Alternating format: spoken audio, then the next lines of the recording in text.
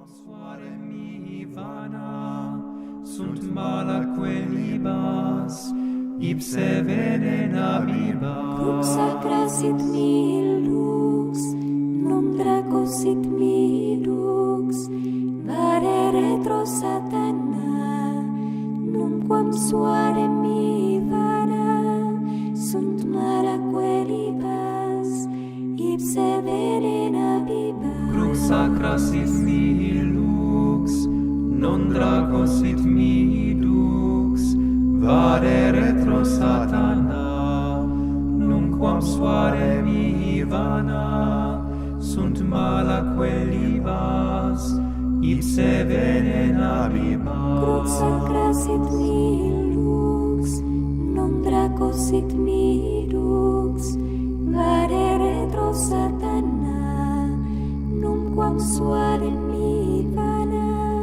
sunt malaque libas, ipse venena viva. Crux sacra sit mihi lux, non draco sit mihi lux, vade retro satana. Del Hijo y del Espíritu Santo. Amén. Ven Espíritu Santo, llena los corazones de tus fieles y enciende en ellos el fuego de tu amor. Envía, Señor, tu Espíritu y serán creadas las cosas. Oh Dios, que ilumina los corazones de tus fieles con las luces del Espíritu Santo, concédenos gustar todo lo recto, según el mismo Espíritu, y gozar de sus celestiales consuelos por Jesucristo nuestro Señor. Inmaculado Corazón de María, San José. Falta poner más.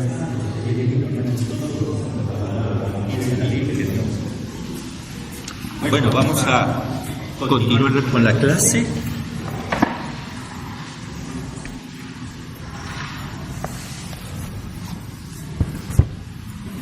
A ver si enfocamos el último tema. Bien.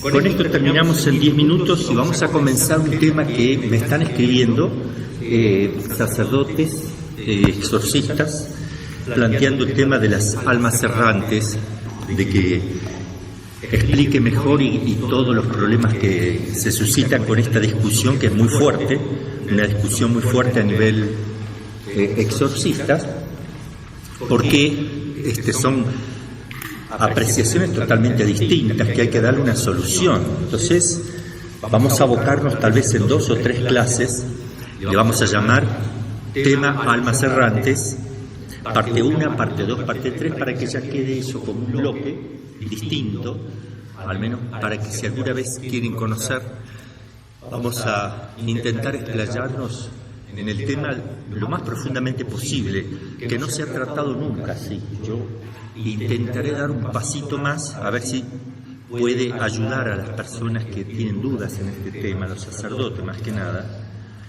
Así que le digo a Charles, que está grabando, vamos a poner entonces en 10 minutos, termino 15 esta parte y vamos a empezar tema almas errantes, capítulo 1, 2, o parte 1, parte 2, parte 3, para que quede como algo aparte, cosa de que alguna vez en internet se pueda buscar y haya una respuesta concreta. Estamos viendo la clasificación que ponen algunos exorcistas. Pusimos la de Rollo Marín, pero pasemos a la siguiente, la de Fortea. Fortea, ahí quedamos. El padre Fortea hace una clasificación un poquito más completa, me parece interesante también, porque especifica, decíamos, un poco más la tentación normal, intensa, noche del espíritu, o sea, tremenda, tremenda. La circundación puede ser, dice él, interna o externa, cosa que yo veo que yo la aplicaría más a lo externo que a lo interno, porque circundacio es lo que está en torno a.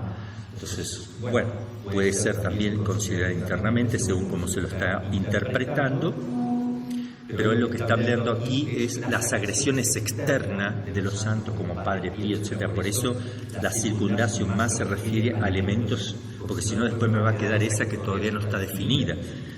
Después pone la influencia, que sería la vejación en la mente, en el cuerpo. Y pone después la posesión, que me parece muy buena, esta distinción de demonios clausus, los que son cerrados, no hablan, o los mudos, demonios mudos, algunos le llaman, los demonios apertus, super apertus, y super apertus son los que hablan y no paran de hablar, o sea, también los verborragias, los que quieren confundir a fuerza de palabras, y demonio aptitus, los que están escondidos, o sea que no se manifiestan para nada, o sea que es muy difícil saber que hay una posesión, pero en realidad está, y en algún momento saldrá a la luz algo. Entonces son los casos donde más difícil, digamos, ¿no? Y para los lugares y las cosas, no las personas, él reserva la palabra infestación, me parece que es lo que usan todos. Entonces, en la circundacio arriba, entonces él pone interna, externa, es lo que decimos nosotros, agresiones externas del demonio. No hay posesión, no hay vejación, no hay obsesión, sino simplemente hay ataques externas a la persona. Eso es lo que analizamos aquí. Ahora sí, la siguiente, la clasificación de Rollo Marín. A ver si ponemos las de Rollo Marín.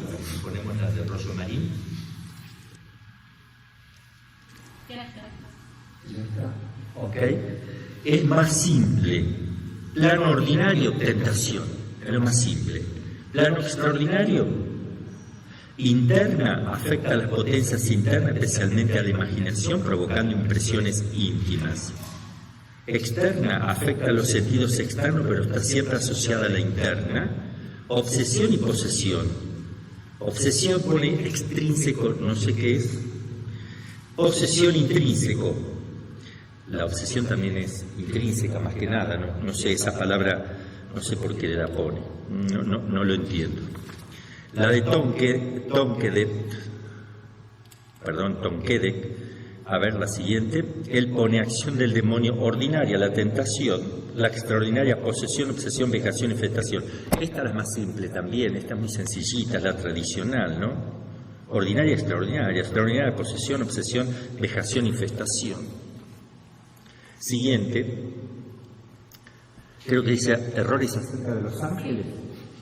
Bien, esto lo vamos a ver un poquito después, solo lo voy a mencionar, que el materialismo, el racionalismo, el empirismo y el ateísmo niegan todas estas cosas simplemente, porque niegan todo el orden espiritual, niegan el alma y las operaciones del alma, y esto lo hacen los psiquiatras, los psicólogos, que desconocen la naturaleza humana, no pueden nunca profundizar más allá, o a veces tienen serias dificultades para entender al hombre, porque no lo entienden como la naturaleza misma define o es en el hombre. Lo ven como un animal desarrollado, como un animal más perfecto que los demás, pero no lo ven como una naturaleza distinta, superior, donde tiene alma, cuerpo y alma, espíritu, materia y espíritu. El alma tiene dos potencias, entendimiento y voluntad. Entonces, los psicólogos crean problemas serios en las personas, y a veces hasta los psiquiatras, cuando lo consideran simplemente como animales más desarrollados. Ellos tienen como argumento general que todo proviene de la materia, todo se explica por la razón, solo existe lo que constato por los sentidos y la experiencia, Dios no existe. Y esto es un problema, no para el exorcista, pero sí si un exorcista va a buscar ciencia auxiliar, apoyo en la ciencia, tiene que tener mucho cuidado. No son, repito, los científicos de ciencias naturales, porque la teología es ciencia también, de ciencias naturales, no son los que dicen si hay posesión o no. Solo tienen que descartar alguna anomalía o algo propio de la ciencia de ellos, que se van a confundir ciertamente cuando vean a la persona, van a querer hacerla, si no creen en la existencia del demonio, en que uno tiene un alma, etcétera, etcétera, la interpretación siempre va a ser errónea, lo van a querer encajonar en la esquizofrenia, pero la medicación no le va a hacer efecto, lo van a querer encajar en el trastorno obsesivo compulsivo, la medicación no le va a dar efecto, lo van a querer encajar, no sé, en la histeria o en la paranoia o en la epilepsia larvada o epilepsia convulsiva, lo que sea. Entonces, ahí vienen los problemas con las ciencias naturales. Se necesita recurrir a científicos que hayan visto y que acepten al hombre tal como es, alma y cuerpo. Siguiente diapositiva. La nueva era. Este es un tema también respecto de los ángeles que quiero dejar en claro antes de terminar con este tema. Estábamos viendo los ángeles, la naturaleza. La nueva era, la New Age, usa términos equívocos de ángeles. ¿Ya no son seres espirituales con inteligencia y voluntad? Son presentados como transmisores y receptores de la buena vibración cósmica, más material. Para el hogar, en los peligros, la salud, la mala suerte, etc., se los invoca. Hay ángeles para todos los gustos, colores y sabores, con diversos nombres, entidades, aliens, guías, energías, etcétera. Son palabras que no tenemos que usar nosotros católicos, porque son palabras paganas, son lenguaje desconocido a la tradición católica y confunden la materia con el espíritu.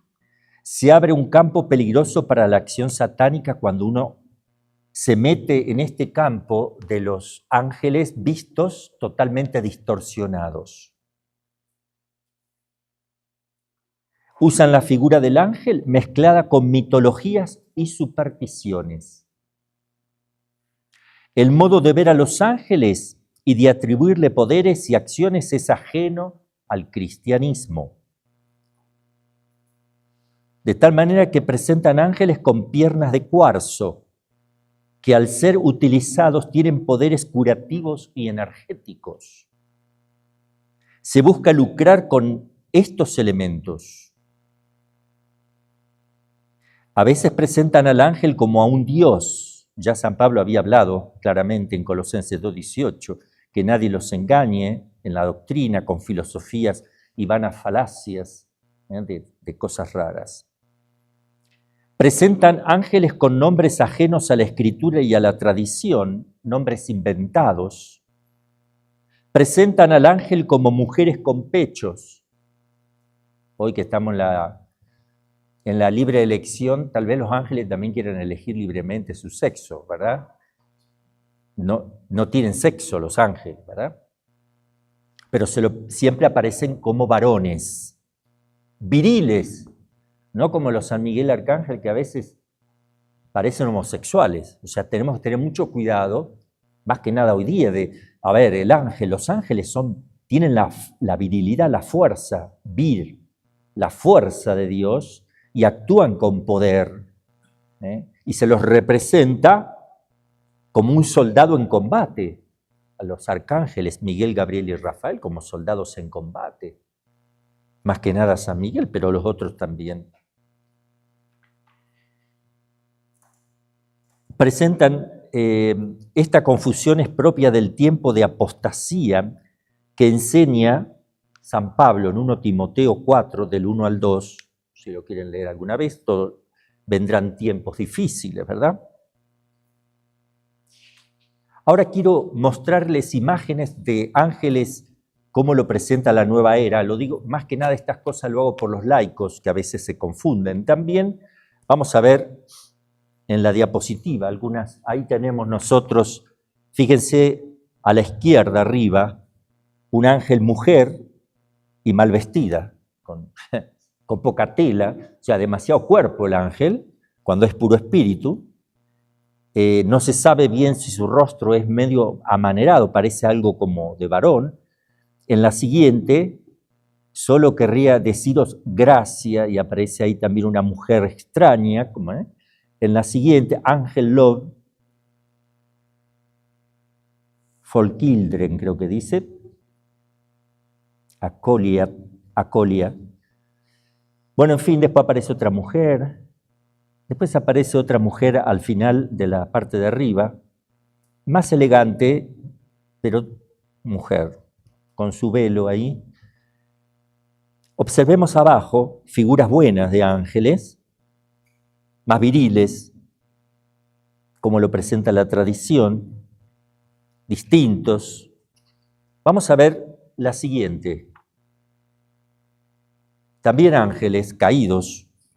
Ahí tenemos esto, lo que se adora, más que nada lo ponemos porque estamos en las vísperas del Halloween, ¿verdad? El libro de la Santa Muerte vemos ahí también. Fíjense cómo ahí arriba, en el medio, está fumando un hombre y le está tirando humo en la cara del Satanás. Satanás se lleva bien con el humo, si está en el infierno. Entonces es para invocar, fíjense, cosas extrañas. Arriba a la derecha una cosa extrañísima. La Santa Muerte, una cosa bien, bien fea.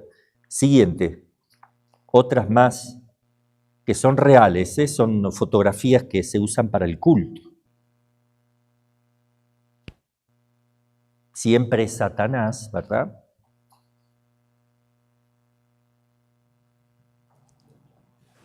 Siguiente. En contraposición de todo esto vemos las hermosas imágenes, lo que es la iconografía cristiana, la belleza en contra de la fealdad. Por eso quise poner la Trinidad de Rublev. También siguientes, ícono hermoso de San Miguel, íconos. Pintura de San Rafael, siguiente. Ícono, siguiente ícono, 3 ángeles iguales presentando a Cristo Pantocrátor. Esos 3 iguales siempre representan la Trinidad. Vamos a ver siguiente un ícono de San Gabriel. Íconos de San Gabriel. Otra, María Madre y los ángeles.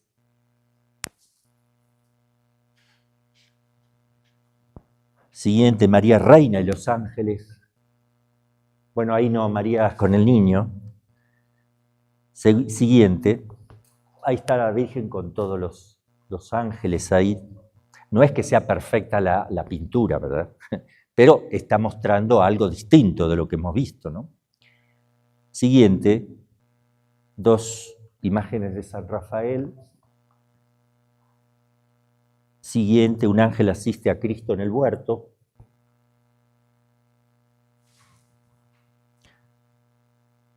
Siguiente, la majestad de los ángeles. 12. Siguiente, ángel del cielo y el infierno. Siguiente, ángel de la guardia rescatando almas del purgatorio. Siguiente, ángeles en el cielo, los coros de los ángeles. Y siguiente, también ángeles en el cielo. Bueno, eso como para que tengamos un poco, que la gente pueda ver distintas imágenes. Bien, vamos a pasar ahora a un tema que yo les decía sobre las almas errantes, a las que le llaman almas errantes. Aquí me detengo, aquí empezamos la primera parte de estas almas errantes.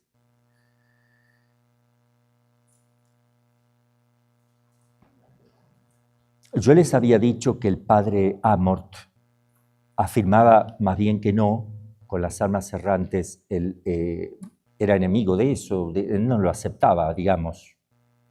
Daba libertad, dice el que quiera pensar, pero en fin, yo terminé de trabajar con él en el año 95. Después lo fui a ver en el 2000, después en el 2006, pero no tocamos ese tema. Hasta el 95 él afirmaba eso, pero me escribe un exorcista, el padre Javier de Argentina, Córdoba, diciendo que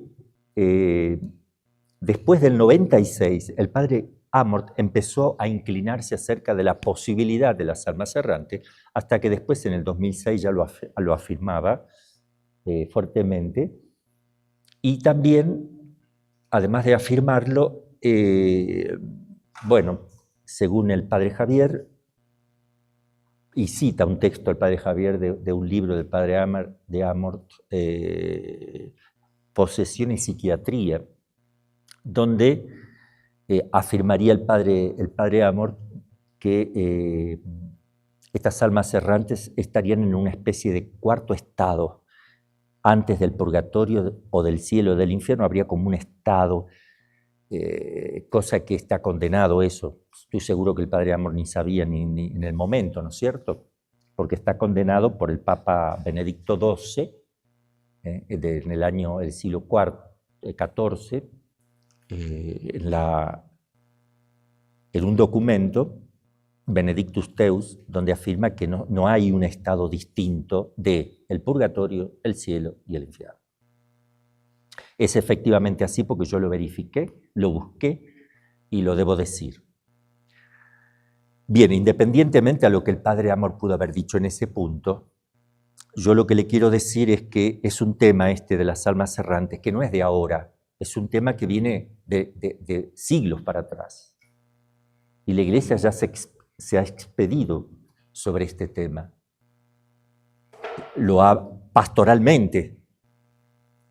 Y le quiero entonces mostrar, los primeros 5 años que yo estuve de exorcista, también se me presentaban almas en los posesos. A ver, yo soy Julio. ¿Qué hago acá? A ver, Julio, ¿quién eres? Y yo no sé qué estoy haciendo. A ver, cuéntame. Yo viví en el año 568, era de Francia. Alors je parlais français, sí, me hablaba en francés. Yo digo, ¿qué hago? A ver, siempre dudé, pero me prendí un poco en eso los primeros 5 años. Bueno, voy a rezar igual por ti, y yo seguía rezando el exorcismo. No me metía en la conversación porque sospechaba algo extraño aquí. Los primeros 4 o 5 años. Después dije, voy a estudiar el tema, y es cuando cambié mi posición a partir de que estudié el tema y vi lo que yo quiero mostrarles a ustedes, porque vamos a abordar el tema y vamos a hablar desde el punto de vista metafísico, de filosofía aristotélica tomista, la filosofía realista. Vamos a hablar de la antropología filosófica y teológica, para ver si es posible que un alma saliendo del cuerpo tenga esos comportamientos. Vamos a ver desde el punto de vista de la teología dogmática. Y por último lo vamos a abordar desde el punto de vista de la pastoral, de las indicaciones de la Iglesia en la pastoral, de las normas que rigen la forma de hacer los exorcismos oficiales de la Iglesia. O sea, la Iglesia no te suelta, te pone normas. Así como cuando tú celebras la misa, hay normas litúrgicas, hay precauciones también en los sacramentos, en la administración de los sacramentos. La Iglesia te orienta a través de la experiencia de 2000 años, te orienta. Entonces también eso lo vamos a tener presente. Después de los 5 años, o 4 o 5 años, yo dije, no voy a hacer caso absolutamente nada, voy a seguir con el exorcismo. Qué cosa extraña que a partir de ahí, de los 5 años, llevo 25 años donde nunca más se apareció un alma errante. Digo, ¿por qué nunca más me aparecen almas errantes? ¿Será que las almas errantes se enojaron conmigo, que no quieren aparecer? Porque dicen que las almas errantes están confundidas. Si están confundidas, entonces miren si van a tener la luz para darse cuenta con este exorcista, ¿no? Porque no te sigue el juego.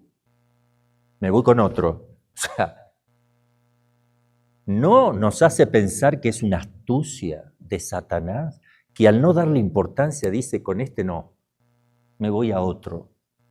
No lo sé. Lo dejo así. Lo cierto, yo doy mi testimonio. 25 años donde yo no he recibido nunca más un alma perdida.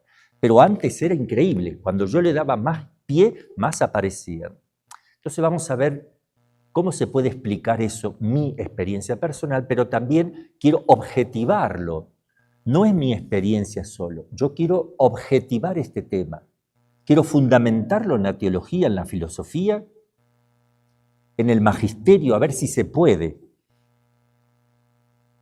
Y vamos a ver si es conveniente y en qué se basa quien acepta y quien explica la realidad de todas estas cosas, de dónde sale. Claro, la experiencia de los exorcistas, nosotros vemos eso, muchos exorcistas le pasa, es una realidad, no lo podemos negar. Aparecen como almas, pero ¿son? Ese es otro tema. ¿Son? ¿O es el demonio que simula para que dejes de hacer el exorcismo, para distraerte, para llevarte hacia otro lado? ¿Qué es lo que está intentando hacer? ¿Qué tengo que hacer cuando un alma errante está ahí, supuestamente un alma errante, que está hablando allí? ¿Debo hacer caso? ¿Debo seguir la conversación? ¿Debo creer? Hay algunos que dicen, sí, me dijo que era un alma errante. A ver, es como el hermano separado que tiene que probar que la Biblia es palabra de Dios y te lo quiere probar mostrando dentro de la Biblia que dice esto es palabra de Dios. No puedes mostrar que es palabra de Dios con la misma Biblia. Tiene que haber un argumento fuera de ello, objetivo, que te lo compruebe. Es como si yo me pongo a escribir un libro y digo, este libro es palabra de Dios. Mira, este libro es palabra de Dios. Mira lo que dice adentro, que es palabra de Dios. ¿Me entienden? Entonces tiene que estar una autoridad por encima. Algo que a mí me dé seguridad de que esto es palabra de Dios. Nuestros hermanos separados no tienen eso porque no tienen el magisterio. Es un problema serio para demostrar. Entonces aquí pasa lo mismo. ¿Cómo digo yo que son almas errantes? Me lo dice el que está ahí. A ver, el argumento tiene que estar afuera, el fundamento tiene que estar afuera de eso. ¿Y está? Sí está. ¿De cuándo? De hace siglos.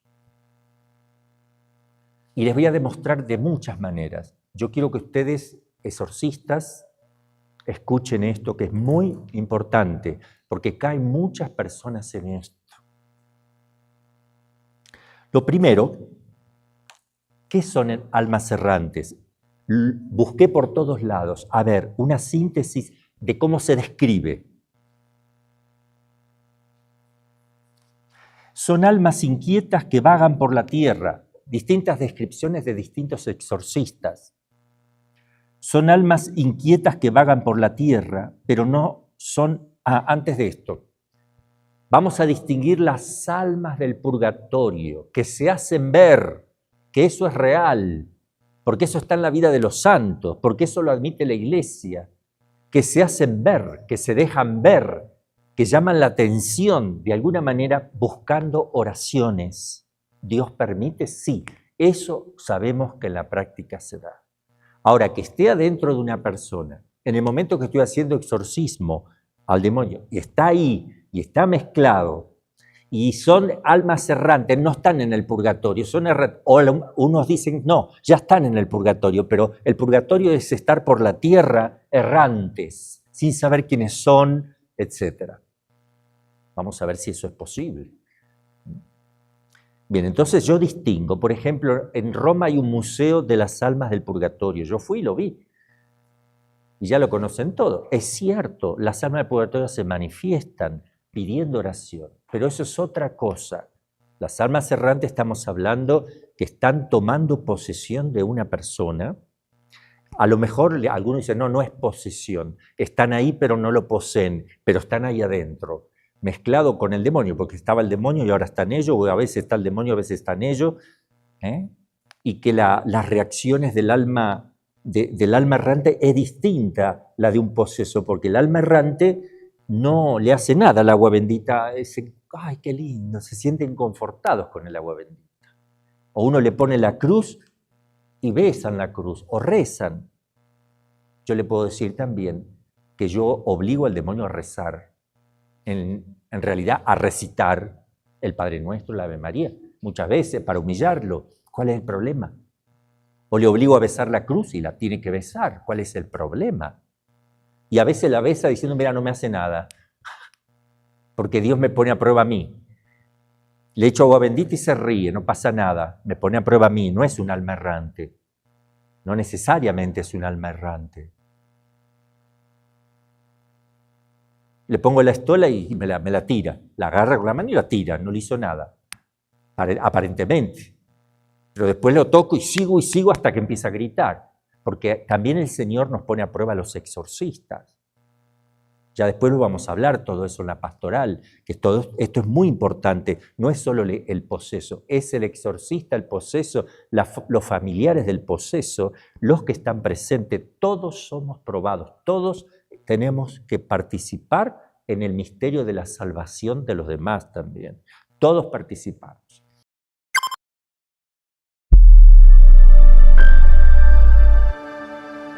Somos Frisidim.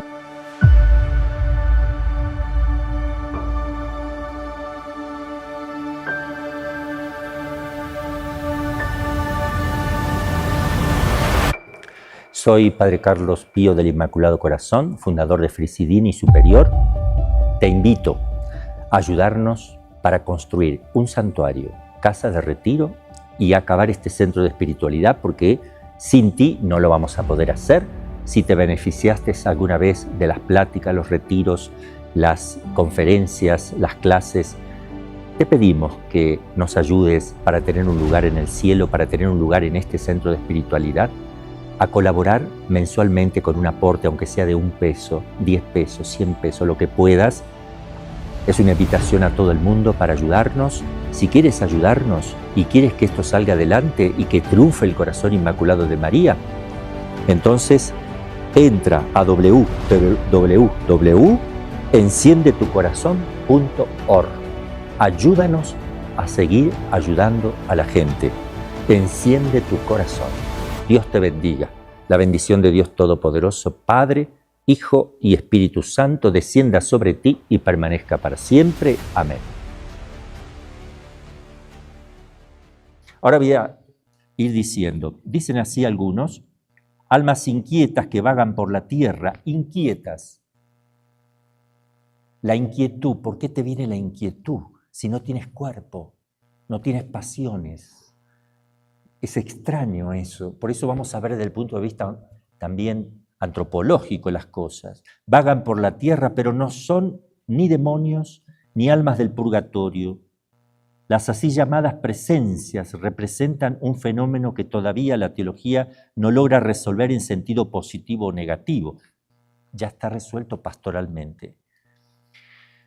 Hoy las larvas y las almas errantes son entidades conocidas sobre todo en el ocultismo, mientras que la cuestión de las presencias se debate de manera ecléctica, también en el campo de lo sobrenatural y misterioso, advierten otros. Las almas errantes, para los teólogos y exorcistas católicos que creen en su existencia, serían almas de personas que no han tenido manera de conocer a Dios y amarlo. Pueden ser no cristianos, cristianos que vivieron en el ateísmo y el agnosticismo, de hecho, o por inducción familiar. Son víctimas de abusos por parte de la Iglesia y eclesiásticos, que por lo tanto rechazaron la religión con odio, en cierta manera comprensible, por el antitestimonio eclesial recibido, que se suicidaron sin plena advertencia y consentimiento deliberado, dicen otros, que murieron repentinamente sin posibilidad de arrepentimiento, pero en pecado mortal, pero con pecados no gravísimos. A ver, este sacerdote debe ser corregido. Pecado mortal sí, pero no gravísimos. O sea, no hay una escala dentro de los pecados. Hay pecados más graves, mortales, más graves uno que otro. Pero si es mortal, está indicando como una naturaleza. O sea, si es mortal es porque echaste y expulsaste a Dios de tu alma. Sea chiquitito, sea grande, no lo tienes a Dios, no tienes la gracia santificante, no puedes salvarte. No te puedes salvar. También, que murieron en la indiferencia religiosa, es decir, no pecaron lo suficiente para merecer el infierno, no hicieron obras buenas para ganarse el paraíso. Bueno, esas son las almas del purgatorio. Que pecaron de modo grave, pero sin la absoluta plena advertencia y consenso deliberado. Venial, entonces, si uno está totalmente... Niños no nacidos, al no haber nacido, no pudieron realizar el proyecto de Dios y no pudieron pecar y andan dando vuelta.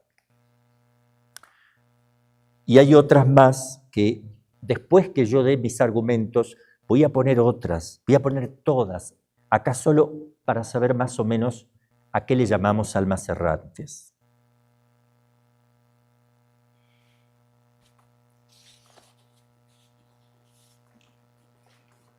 Yo voy a partir en primer lugar de algo que es de orden pastoral, donde yo me encaminé de esta manera. Digo, ¿quién me da la autoridad de hacer un exorcismo? La Iglesia.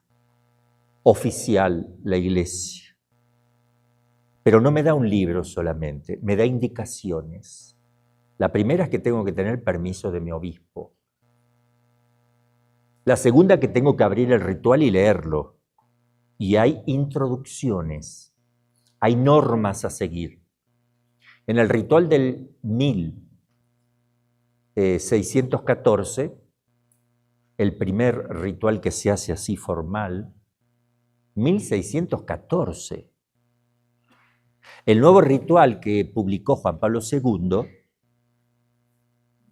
no pone nuevas normas, deja las que estaban, siguen en vigencia las que estaban. Y las que estaban porque también se afirmaban estas cosas, siempre ha pasado. El demonio es astuto siempre, no empieza a ser astuto ahora. Y entonces la Iglesia, en las normas, no voy a leer todas, voy a leer solo 4 o 5, la número 14 dice así, le indica al exorcista que va en nombre de la Iglesia. A ver, cuidado, vas en nombre de la Iglesia. Aquí te indico. Uno puede guiarse por las cosas que ve e interpretarlas a su modo. Y empezar a buscar textos bíblicos que interpreten lo que yo veo. Yo me puedo equivocar en el juicio. Me equivoco con el demonio, es muy probable. Tengo que tener cuidado. Es como si yo viera, es una analogía, la Eucaristía y digo, esto es pan,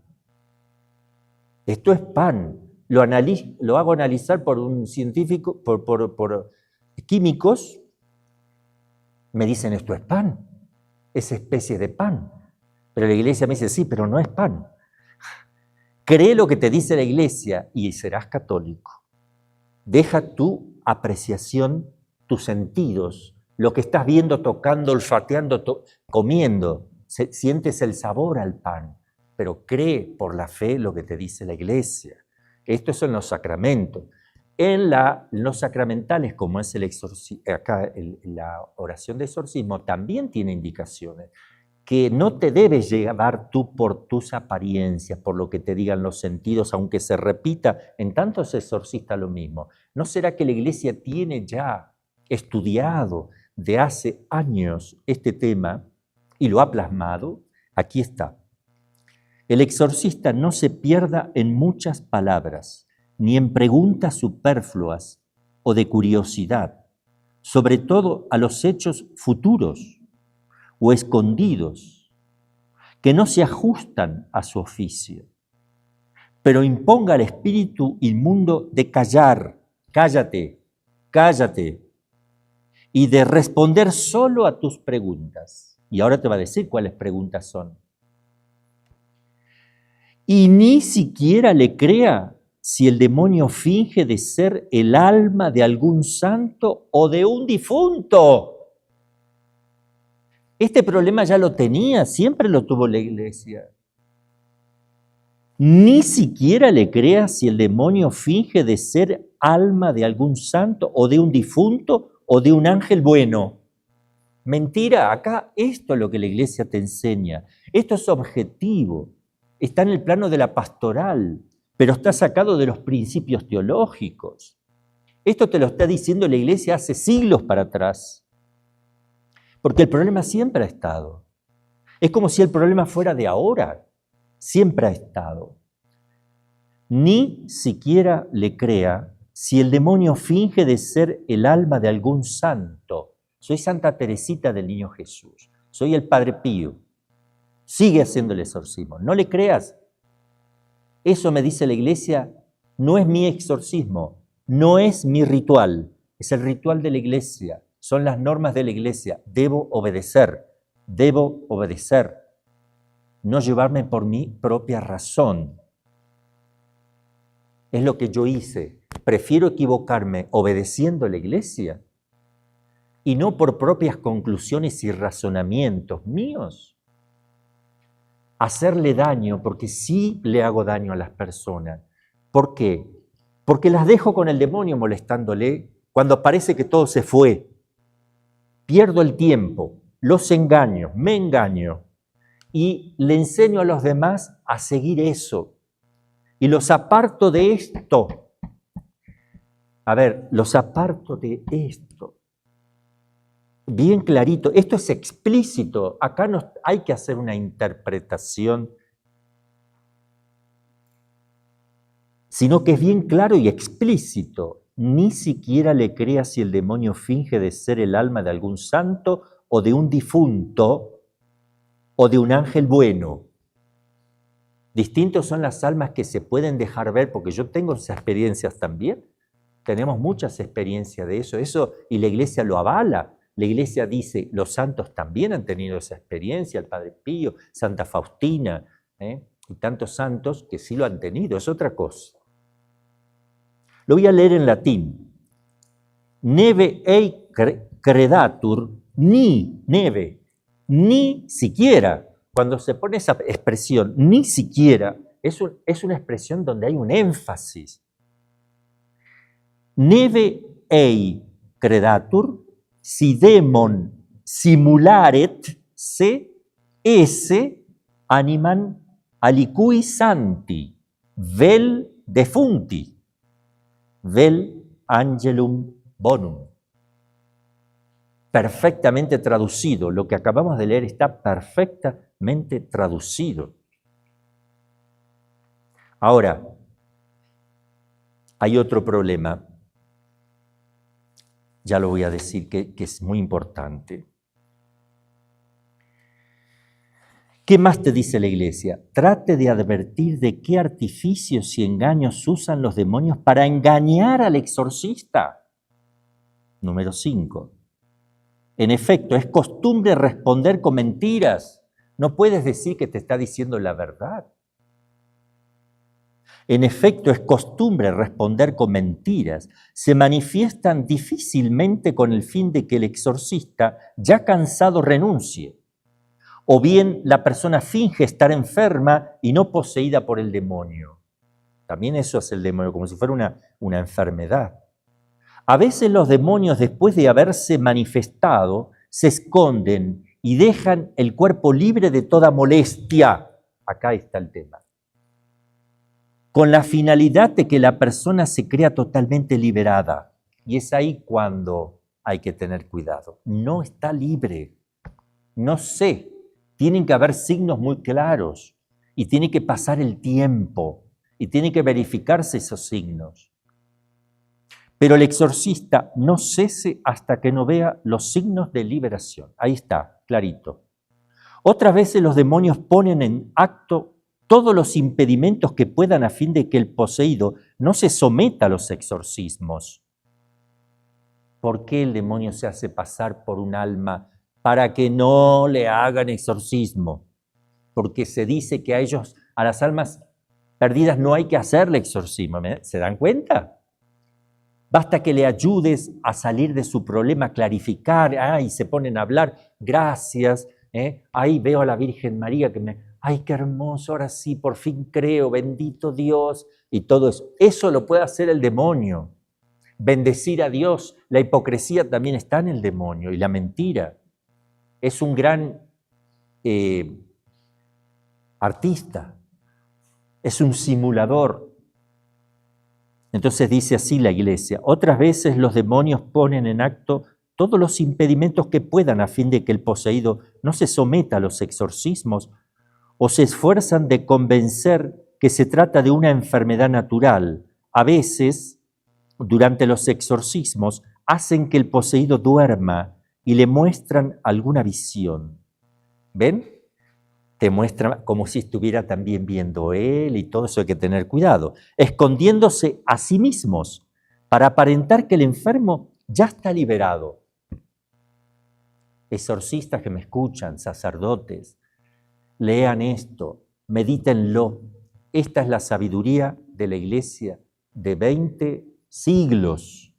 Esta es la indicación de quien te da el ritual para ir en su nombre hacer los exorcismos. No eres tú, es la Iglesia. Haz lo que la Iglesia te indica. Yo decidí obedecer y a partir de ahí no se manifestó nunca más nadie. Puse la obediencia por encima de lo que mis ojos están viendo y de una experiencia que era una trampa. Lo deduzco. Y si me presento en el juicio y Dios me dice, eran almas errantes, te has equivocado, Señor, el que obedece no se equivoca. Yo obedecí a la Iglesia, acá está el punto. Otras veces el demonio permite que el enfermo repose y reciba la Santísima Eucaristía incluso, para aparentar que se ha ido. Además son innumerables los artificios y los fraudes del demonio para engañar al hombre. Para no dejarse embrollar por estos modos, el exorcista debe ser muy prudente. Las preguntas necesarias para hacerle son, por ejemplo, aquellas sobre el número, ¿cuántos son? Sobre los nombres de los espíritus presentes, ¿cómo te llamas? Cada uno de ellos. Sobre el tiempo en el que han entrado, ¿cuándo entraste? ¿Cómo entraste? Sobre la causa de la posesión, ¿cómo? ¿Por qué? ¿Para qué? Y otras parecidas, pero por esa línea. No se puede poner a dialogar uno si es un alma errante. No se ponga a dialogar el exorcista, porque ahí es cuando uno pierde tiempo, cuando el demonio lo da vuelta. Es un ángel. El ángel tiene una capacidad de confundir, tiene una inteligencia mucho mayor que la nuestra. Entonces vamos a ir probando nosotros por argumentos y fundamentos claros de que esto no es así. Porque se va difundiendo. Yo tengo sacerdotes amigos que han estado conmigo incluso haciendo exorcismo y de a poquito algunos se han ido para este lado también. Y son buenos sacerdotes, santos sacerdotes, y muchos son buenos sacerdotes, muy, muy buenos. Pero está eso que no sé qué pasa ahí. Yo prefiero obedecer y seguir la guía de la Iglesia, porque mi cabeza es chiquita, mi capacidad es mínima. Yo sigo la capacidad de discernir de la Iglesia de 20 siglos. En cuanto a las otras futilidades del demonio, la risa, divagues, todos los divagues, porque le gusta presentarse como estúpido, para que uno se ría, para que se rían los demás. Los divagues, el exorcista ignórelo, desprécielo y amoneste a los presentes, que deben ser pocos, de no hacer caso y de no hacerle preguntas al poseso, sino más bien de orar a Dios por él con humildad e insistencia. También me han dicho algunos sacerdotes, dicen, ¿y qué pasa con la palabra fantasma que aparece en el mismo ritual de 1614? En latín y en español se traduce igual fantasma. ¿Qué pasa? Porque dice fantasma y ellos explican, les voy a leer el texto del ritual 1614, exorcízote inmundissime spiritu, omnis incursio adversari, omnis fantasma, omnis legio, in nomine Domine nostri Iesu Christi, erradicare te fugare a vox plasmate Dei. Traducido, te exorcizo, inmundísimo espíritu, toda incursión del adversario, todo fantasma, toda legión en el nombre de nuestro Señor Jesucristo para que te alejes y apartes de esta criatura de Dios. Y sigue más abajo, de vuelta, adiuro ergo te omnis inmundissime spiritu, omne fantasma, omnis incursio satane, in nomine Jesu Christi Nazareni, qui pos lavacrum Jordanis in desertum ductum est, et te intuis sedibus vicit, ut quem ille delimo terre ad honorem gloriae sue formavit, tu desinas impugnare, et in nomine miserabile non humanam fragilitatem sed imaginem omnipotentis Dei contremiscas. Traducido, te conjuro pues todo espíritu inmundo, todo fantasma, toda incursión de Satanás en el nombre de Jesucristo Nazareno, etcétera, etcétera. Dicen que la palabra fantasma hace referencia a las almas perdidas. Mi pregunta es, ¿cómo puede ser que la misma iglesia que te está poniendo esta frase haya puesto en las normas que no hagas caso si dice que es un alma de un difunto y luego te está exorcizando como si fuera un alma de un difunto por las dudas? Hay una contradicción. Se está entendiendo mal esta palabrita de fantasma. ¿Qué es esto de fantasma? La palabra fantasma. Y en esa época, ¿qué es eso? La palabra fantasma viene del griego fantasma. La palabra griega viene del verbo phanein, que significa brillar, aparecer, mostrarse, hacerse visible, algo. No habla de difuntos. Y el sufijo ma, resultado de la acción, como en axioma, morfema y poema, de este verbo nos viene también fenómeno, diáfano, énfasis y profase. El verbo phanei se asocia con la raíz indoeuropea ba, que significa brillar, y la palabra phos, que significa luz. De ahí fósforo, fotón, fotosíntesis, fototropismo, etc. Este vocablo para los griegos significaba aparición, manifestación,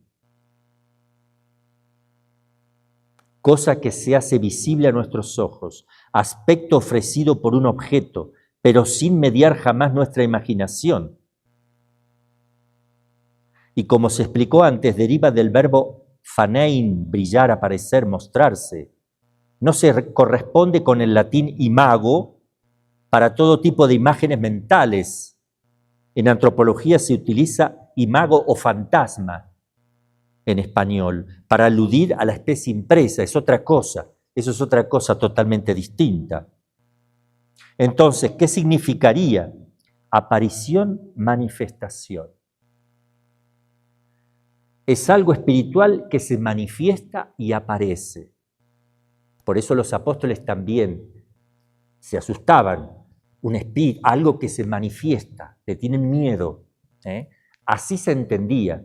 Por eso no se está contradiciendo el ritual al poner una norma que dice no crea, ni siquiera crea eso, y después te va a decir que la palabra fantasma se está refiriendo a las almas errantes. Eso es una interpretación. Ahora lo voy a leer y se los voy a explicar de nuevo. Dice así: exorcízote, inmundissime spiritu, espíritu muy inmundo, te exorcizo. Se está refiriendo al demonio. Toda incursión del adversario, omnis incursio adversario, se refiere al demonio. Todo fantasma, dicen que se refiere a las almas errantes. Y sigue después, toda legión, omnis legio. A ver, está hablando siempre del demonio y aparece la palabra fantasma en medio de la designación explícita del demonio. No dice, por ejemplo, exorcice, volví a decir en español, te exorcice inmundísimo espíritu, toda incursión del adversario y todo fantasma. No, sigue diciendo así, toda incursión del adversario, todo fantasma, toda legión. Es lo mismo, es lo mismo. Se refiere a los demonios que se están manifestando, que se están dando a conocer ahí. Esto quiero explicar porque la Iglesia no se va a contradecir entre la norma y la práctica dentro del... Y lo dice 2 veces en lo que es la oración. Me estoy refiriendo al ritual toledano, ¿no es cierto? Al anterior. El nuevo directamente sacó la palabra para que no haya problema, porque se está interpretando fantasma como un alma del purgatorio presente. No necesariamente. Tiene un sentido más genérico y se le aplica también al demonio. Y hay otras cosas que las voy a ir explicando, argumento por argumento, en la medida que vayamos avanzando.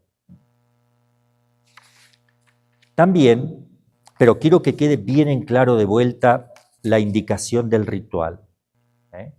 Y ni siquiera le creas si el demonio finge de ser el alma de algún santo o de un difunto o de un ángel bueno. Ya está dicho, el que quiera sepa que acá está la voluntad de la Iglesia expresada. No la mía ni lo de... Está la voluntad de la Iglesia expresada. Voy a explicar algunas respuestas de algunos exorcistas, explicaciones que dan en contra de otros, ¿no? Para que vean que no soy yo solo, de otros, en contra de los que afirman las almas errantes que están dentro de los posesos, no de las almas del purgatorio que se manifiestan para pedir oración, sino los que están dentro de los posesos, o los que están dando vuelta por el mundo sin saber qué están haciendo, no esos. Bueno, ¿qué dice la Iglesia, dice un exorcista, al respecto? Oficialmente no mucho, yo digo que sí mucho. Oficialmente muchísimo, porque lo dice en el ritual, no lo dice en un documento perdido, está relacionado con la oración de exorcismo.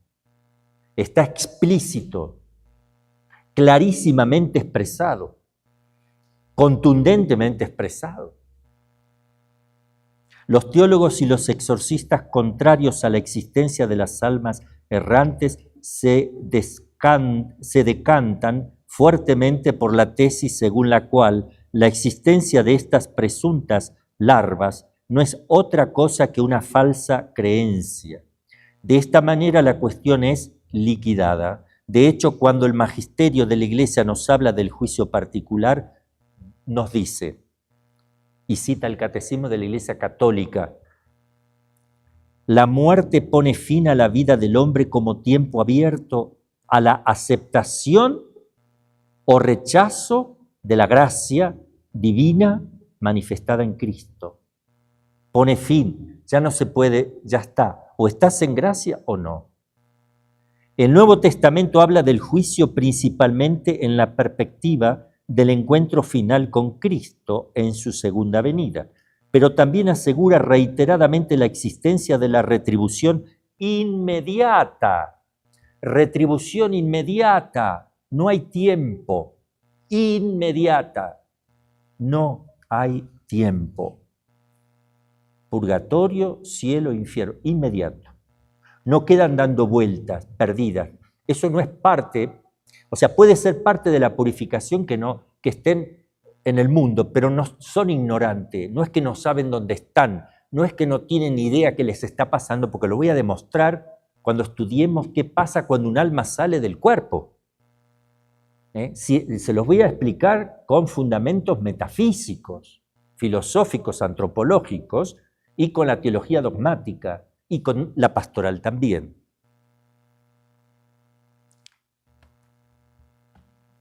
Entonces, la retribución inmediata después de la muerte de cada uno como consecuencia de sus obras y de su fe. Es necesario, dice otro, reconocer que la expresión retribución inmediata utilizada por el Catecismo de la Iglesia Católica no deja espacio a dudas. En cuanto muramos, seremos juzgados. Por eso, ellos también dicen, sí, son juzgados. Pero todavía no están preparados para llegar, o sea, una cosa extraña. no están preparados. ¿Cómo hay que preparar? Hay que dejar pasar un tiempo para que ellos vayan madurando. Hay que enseñarles, hay que ir explicándoles que acepten su muerte. A ver. El alma separada se comporta distinto de cuando está unida al cuerpo. Es otra cosa. Tiene una analogía con el comportamiento de los ángeles. Van a ver qué pasa con la inteligencia de un alma que se sale del cuerpo, Dios mío. No necesita demasiadas explicaciones. Vamos a ver qué sucede. Y no hay pasiones, no odian, no tienen resentimiento, no pueden estar confundidos, porque no hay nada que pueda oscurecer su potencia intelectiva. Ya lo vamos a ver con fundamento en Santo Tomás de Aquino.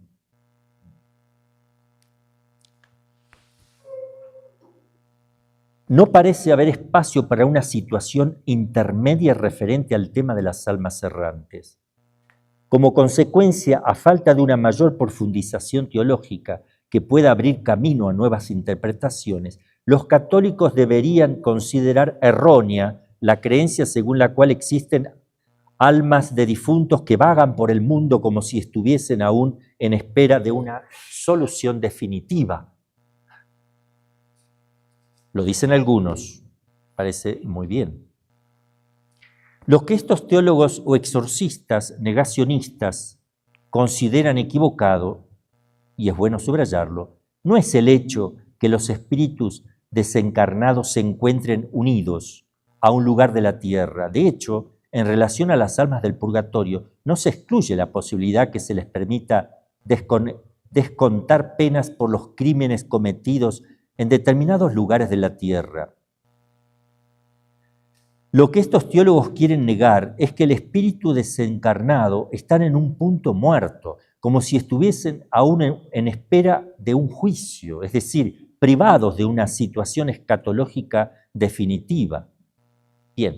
También quiero hacer alusión, hay cosas que pasan en el mundo, como el vuelo 401 de Eastern Airlines de Estados Unidos en el año 1972, 29 de diciembre, se cae el avión en un pantano en Miami y mueren 97 personas, viajaban 176, más o menos la mitad muere, y se hicieron 2 películas. Esto es una cosa real, porque hay testimonios, tremendos testimonios, donde en el avión empezó a aparecerse el que maneja el piloto en 2 distintos aviones de la misma empresa, donde las azafatas, las personas, todo lo veían. Cuando mostraban fotos lo reconocían, mostraban varias y reconocían al que se aparecía, y era siempre el mismo. Es él y otro piloto, 2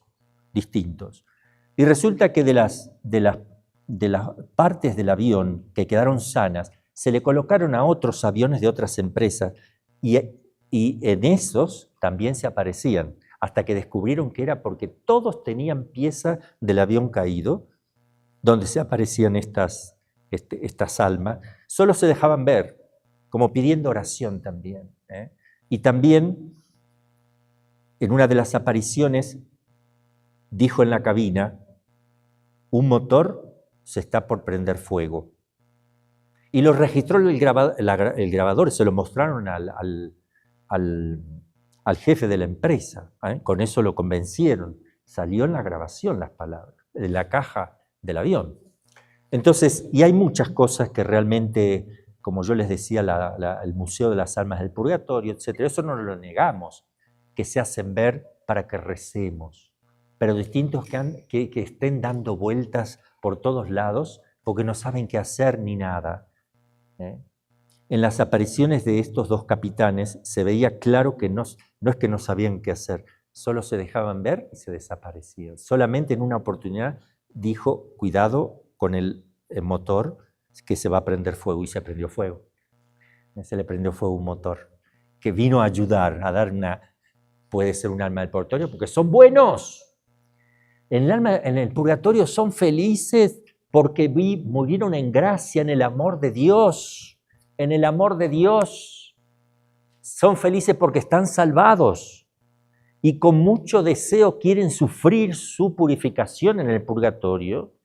Les duele muchísimo porque la pena de daño es tremenda, no pueden ver todavía a Dios, que esa es la pena fundamental, pero viven en el amor, están enamoradas de Dios.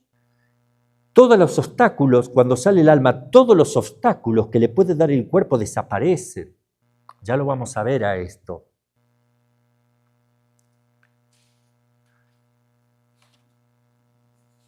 Y voy a seguir leyendo lo que dicen otros. La hipótesis posibilista dentro de la teología sostiene que las almas errantes y las almas de los niños no nacidos son almas en espera de juicio, en busca de la luz y de Dios.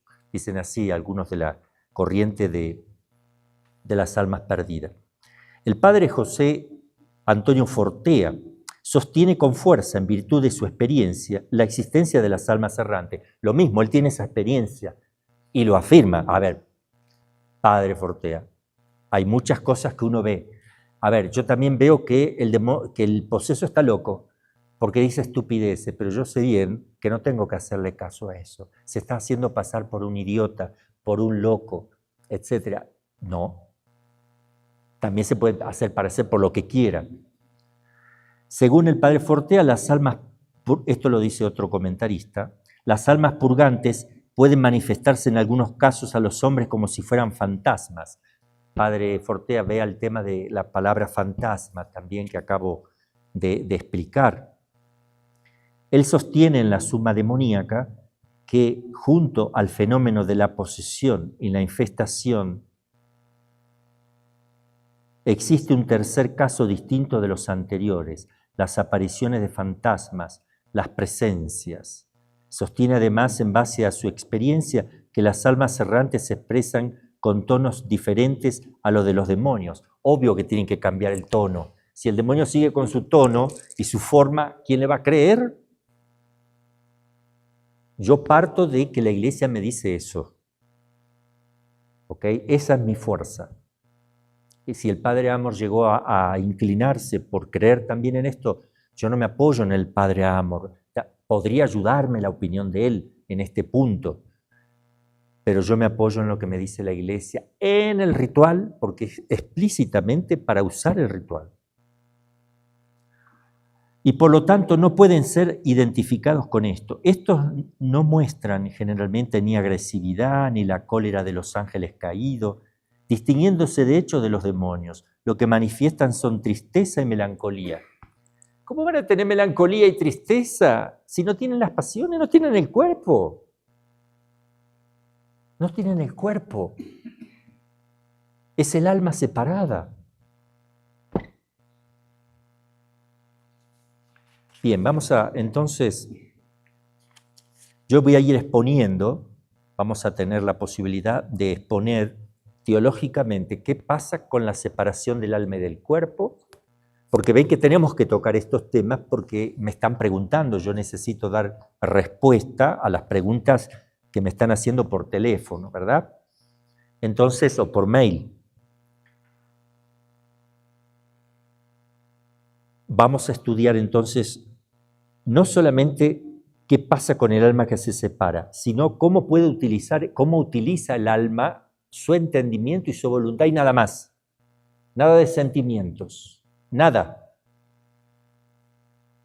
Vamos a ver inmediatamente qué le sucede cuando se sale el alma, qué pasa inmediatamente, que concuerda con la teología dogmática. Inmediatamente viene la sentencia. Ellos saben perfectamente quiénes son, qué hicieron, lo que llama el aviso. Hoy día se habla del aviso en la tierra, pero ahí el alma cuando se separa sabe todo de ella misma, sabe absolutamente todo, se clarifica todo, queda iluminada, por eso puede ser juzgada inmediatamente, porque tiene toda su capacidad para ser juzgada. Si fuera un alma errante, sí, ya me juzgaron, pero no entiendo nada. A ver, ¿cómo puedes juzgar a alguien que ni siquiera entiende nada? Hay problemas extraños ahí. ¿Cómo Dios te va a juzgar si no entiendes nada ni sabes dónde estás? Y ya estás juzgado, pero todavía no tienes la sentencia porque no estás preparado. ¿cómo te vas a preparar fuera del tiempo? ¿Sales del tiempo? ¿Cómo puedes mejorar? Si ya no eres hombre, eres solo alma. El hombre está hecho para... El alma puede actuar conjuntamente con el cuerpo y progresar con él. ¿Cómo puedes? Porque estamos confundiendo el alma separada con lo que nos pasa a nosotros aquí en la tierra. Son dos cosas distintas. Vamos entonces a analizar eso y después, repito, voy a poner todas las objeciones que a mí me llegaron y yo voy a responder a todas esas, excepto lo del fantasma que ya lo acabo de explicar y tiene la explicación un poquito más profunda, que la voy a volver a hacer al final y voy a volver a leer al final la norma del ritual, donde nos dice, no crean, ni crean que es eso, no lo crean. Porque había discusión en ese tiempo, como anteriormente también, el demonio siempre es astuto. No es que está apareciendo el problema ahora, por algo lo pone la Iglesia en el año 614, siglos, podríamos decir al inicio, o al final del siglo XVI. Porque es el siglo XVII, pero empezando recién. 1614, podemos hablar de que ya en el siglo XVI se hablaba de todo esto y se confundían los exorcistas. Por eso está clarificado eso, por eso en las normas aparece la realidad y los problemas de esa época, que son los de ahora.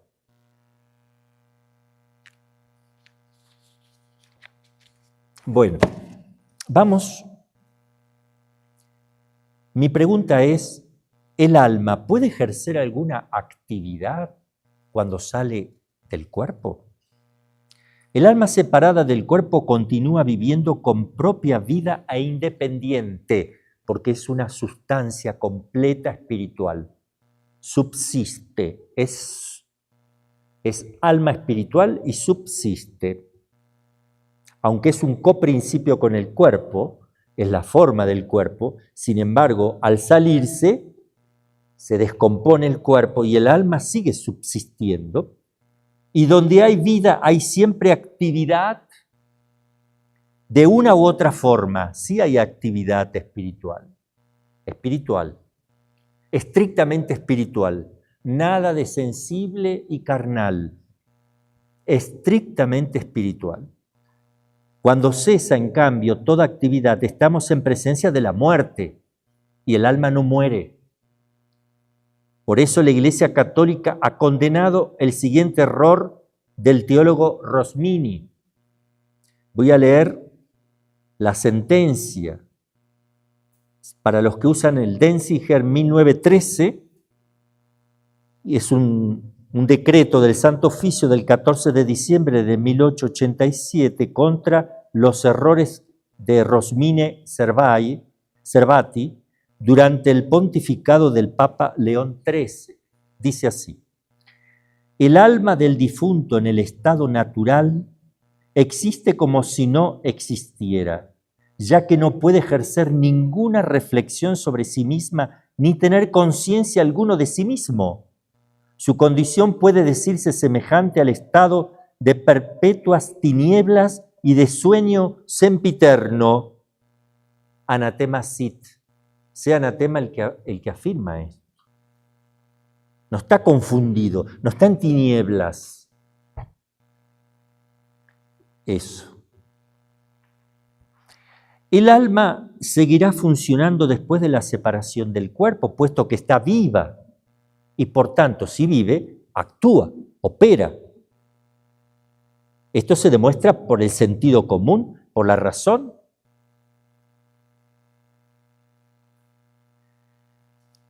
En la otra vida, el alma separada del cuerpo, siendo semejante a los ángeles en el ser, se asemejan, no son iguales, pero se asemejan. El ángel es espíritu puro. El alma es espíritu puro, ahora. Pero además de ser espíritu puro, es un principio que está ordenado a la actividad conjunta con un cuerpo que va a ser glorificado. En cambio, los ángeles no están ordenados a la materia para actuar. Actúan por naturaleza separados. El alma puede actuar separada? Sí, también puede actuar separada. Pero para ella, actuar separada no es lo más perfecto. Para el ángel sí. Pero no es una imperfección tampoco, porque Dios estaría llevando a las almas a una imperfección. No, no es imperfección. Solo que no es conveniente para su plena funcionalidad la falta del cuerpo. Es un castigo, viene por el pecado la separación esa, la muerte. Deberá serlo también en el obrar, ya que el obrar sigue al ser. Según lo que es, actúa. El alma es espíritu puro, tiene inteligencia y voluntad y libertad, por tanto actúa como un ángel, como un espíritu puro, libre, que tiene entendimiento y voluntad. Si lo tiene, son potencias del alma y actúan. Si son potencias, son para actuar, como enseña la filosofía. Por consiguiente, muchas cosas maravillosas que sabemos han realizado los ángeles, pueden también realizarlas con la debida autorización divina, también las almas separadas. Santo Tomás escribió lo siguiente: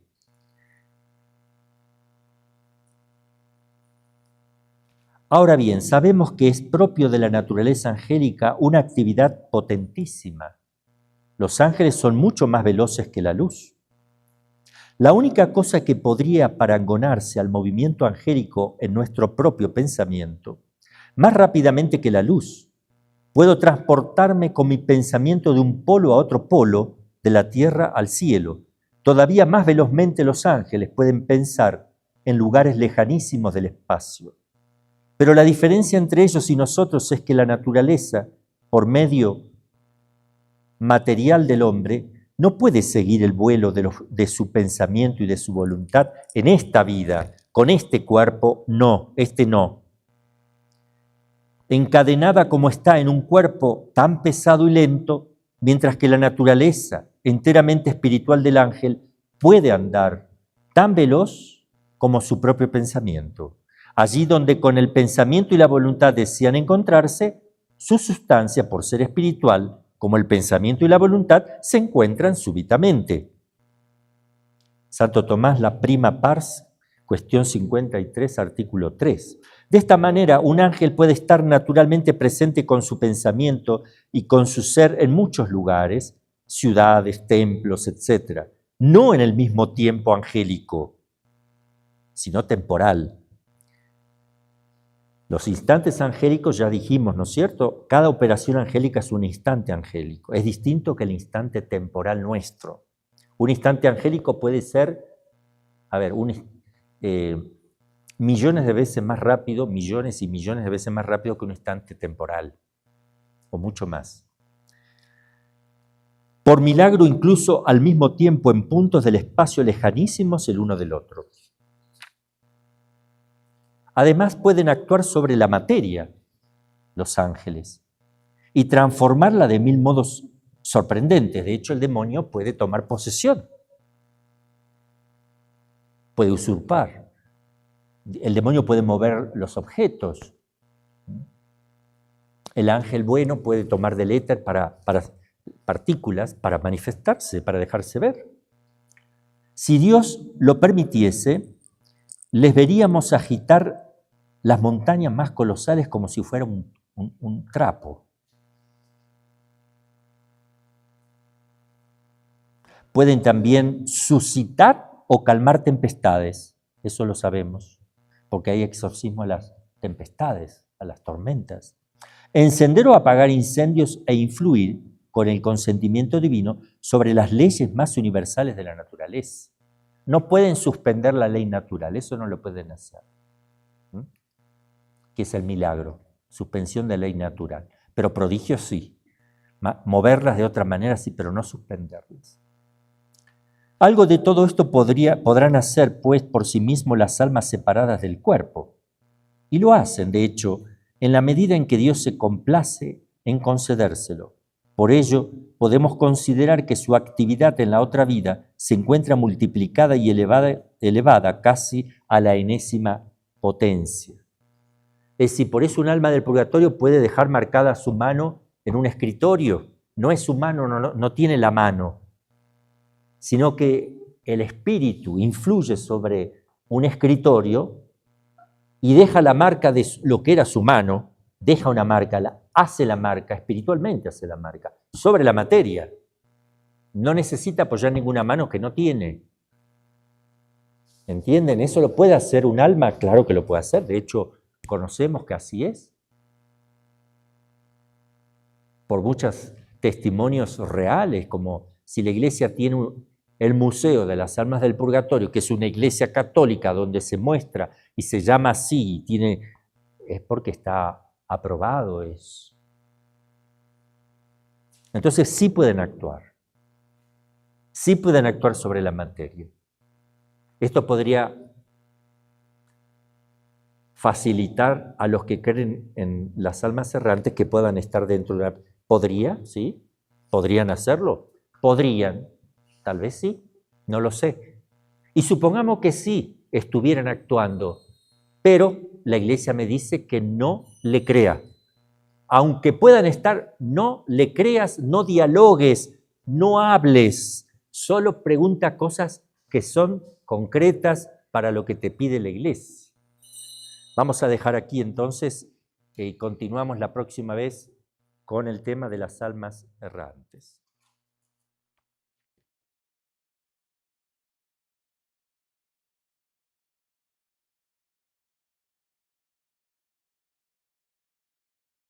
Yo